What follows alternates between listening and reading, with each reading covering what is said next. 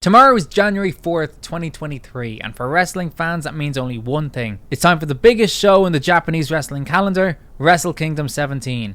Or X7 if you're of a certain vintage. There's a lot to look forward to on this show, not the least of which is the fact that for the first time in what feels like forever, fans are actually going to get to cheer at a Japanese wrestling show now that their COVID restrictions have been lifted a bit. But in terms of personnel, there's a lot to look out for here. There's the last New Japan match of the Great Muta, and this card will have AEW and WWE contracted wrestlers competing, which is mad to think about. Perhaps the biggest thing to look out for from a WWE fan's perspective is this could be the New Japan debut of Sasha Banks, or Mercedes Varnado, or Mercedes Moné, or whatever she's calling herself. She's probably going to show up before, during, or after the IWGP Women's title match, where I fully expect Kairi Sane, now just called Kairi, to retain the title. But this is going to be a big indicator of just how big a star Sasha Banks actually is. This could explode Japanese women's wrestling in the Western world if this is a successful move. This is going to be the start of it at Wrestle Kingdom, and I'm really quite looking forward to see how it plays out. Then you got the return of Kenny Omega to New Japan as he goes up against Will Ospreay for the United States title. I am really curious to see whether this is a one-shot deal or whether Omega will be sticking around in New Japan for a while. He's got so many obligations in AEW, not the least of which he's got the end of the Best of 7 series next week. Whatever the case, it's bound to be a ridiculous match. These lads are just too good not to put on a crazy show. But I do worry that this is going to be a flash in the pan as opposed to anything big for the future. And that leads us to the main event, the IWGP World Heavyweight title match, Jay White and Kazuchika Okada. With all these matches, I do think a lot about what it's going to look like for the future of New Japan, and maybe that's why they're pinning so many hopes on Sasha Banks, because it does feel like now that the main event of Wrestle Kingdom is just Okada versus insert